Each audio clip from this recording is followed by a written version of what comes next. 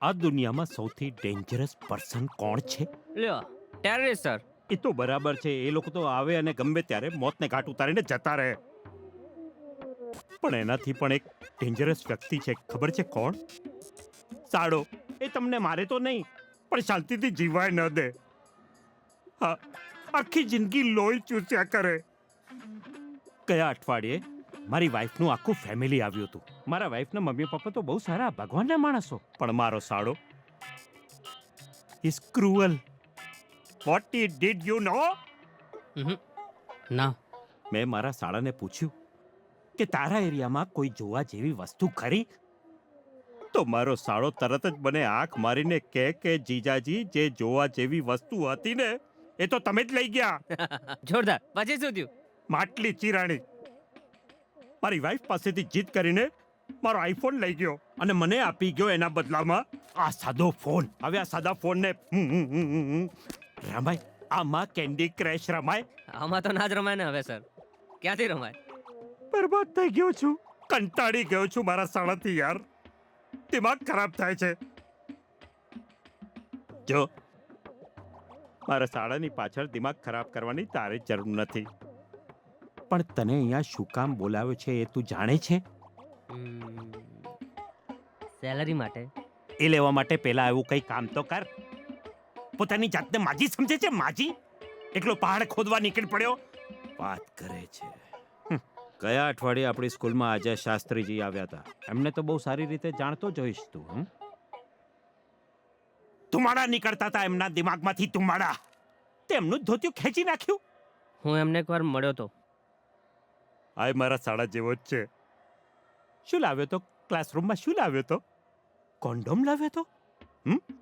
શું ભણાવે છે શું તું? Just general issues of teenagers. એટલે તું સેક્સ એજ્યુકેશન વિશે ભણાવે છે? Yes sir. આપણે આ દેશમાં ટેક્સ્ટ બુકની બહાર કોઈ પણ જાતનું સેક્સ એજ્યુકેશન નથી આપી શકતા. You know, it's an hard issue. આમ પણ આપણા દેશમાં છે ને છાસવારે રેપના કિસ્સાઓ બનતા હોય છે. અને એમાં શાસ્ત્રીજી અને એમના જેવા માણસોનું માનવું છે કે કયા રીતે ખુલ્લેઆમ સેક્સ વિશે વાત કરીને આપણે આવા કિસ્સાઓને પ્રોત્સાહન આપીએ છીએ. એમણે તો આ વિશે કોર્ટમાં પિટિશન ફાઇલ કરી છે. ઓ ગોડ. ગોડ યાદ આવી ગયા? લે કર ગોડને ફોન કર ને.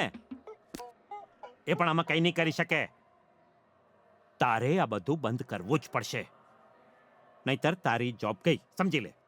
પણ સર, આ બાળકોને એમના શારીરિક ફેરફારો વિશે સમજાવવાની ખૂબ જ જરૂર છે. નહીં તો એ લોકો ચોક્કસ ગેરમાર્ગે દોરાશે. I know, but we are not living in the ideal world. Real વર્લ્ડમાં પેરેન્ટ્સના હિસાબે જ એમના બાળકોને આપણે ભણાવવા પડે છે, અને એ રીતે જ ભણાવવા પડશે. તારે બીજું જે કંઈ ભણાવવું હોય તે ભણાવી શકે છે, એમાં અમને વાંધો નથી, પણ સેક્સ વિશે તો બિલકુલ નહીં, સમજો? તો સર, એનો મતલબ એ કે હું જે જવાબદારી નિભાવી રહ્યો છું એ ખોટું છે, એમ જ ને? યસ, ખોટું છે, 1000 વાર ખોટું છે. જો માનવ, સમજ, તને આ નોકરી બહુ મુશ્કેલીથી મળી છે, અને હું નથી ઈચ્છતો કે તું આ નોકરીથી હાથ ધોઈ બેસે. જો શાસ્ત્રીજી દર ગુરુવારે આપણી સ્કૂલમાં આવે છે, પેરેન્ટ્સ માટેના સંસ્કાર સિંચનનો પ્રોગ્રામ ચલાવે છે. તું એમને મળ અને આ વિષય પર વહેલામાં વહેલી તકે ફૂલ સ્ટોપ લગાવી દે, નહીં તો તું મોટી મુશ્કેલીમાં મુકાઈ જઈશ. Yes sir, I will do that.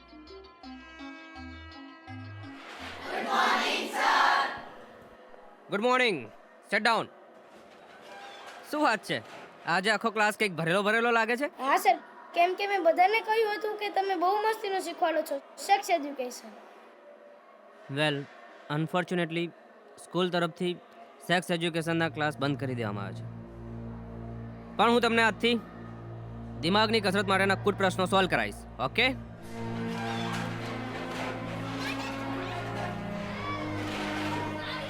વિજય, તું ઝોલુમ લેવા જાય છે? અરે સર, પેન લેવા આવ્યો.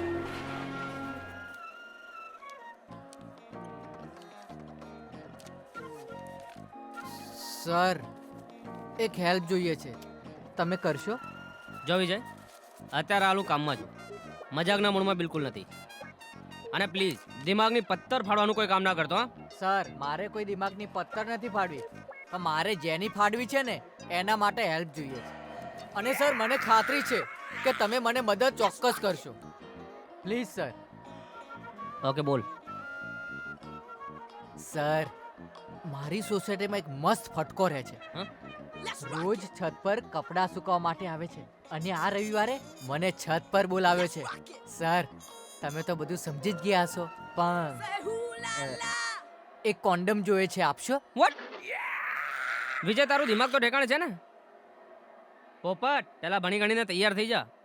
આમ નકામી વસ્તુ પર ધ્યાન આપ્યા વગર કામની વસ્તુ પર ધ્યાન આપ.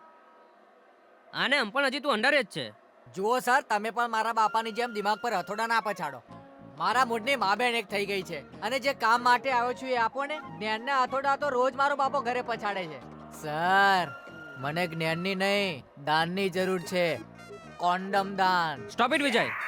તું મને પ્રોમિસ કર કે આવું કંઈ નહીં કરે. પણ કેમ? અરે બબુચક, પહેલા મોટો તો થા. હજી દૂધના દાંત તૂટ્યા નથી ને કોન્ડમ માંગવા નીકળી પડ્યો છે. આ બધું કરવા માટે હજી ઉંમર આખી બાકી છે.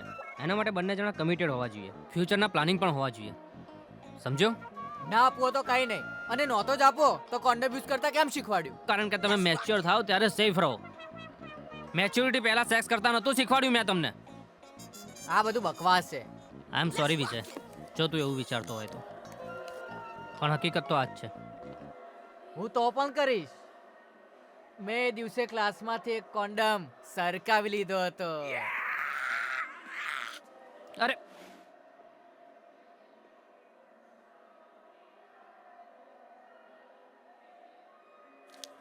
જ્યાં સુધી યોગ્ય ટીચર ન મળે ત્યાં સુધી આ એક્સ્ટ્રા ક્લાસ બંધ કરી દેવામાં આવ્યો છે. માનવ, પર્સનલી તું મને પસંદ છે, પણ તે જાતે જ તારા પગ ઉપર કુલ્હાડી મારી છે. સર, સેક્સ એ કોઈ ખરાબ શબ્દ નથી અને આના વિષયમાં વાત કરતા શરમાવાની જરૂર નથી. માનવ, મને ખબર છે, પણ ઘણા બધા પેરેન્ટ્સને એના વિશે વાંધો છે, નારાજગી છે. એ લોકોએ સામૂહિક કમ્પ્લેન કરી છે તારી વિરુદ્ધ. સો આઈ એમ હેલ્પલેસ. હું કંઈ જ નહીં કરી શકું.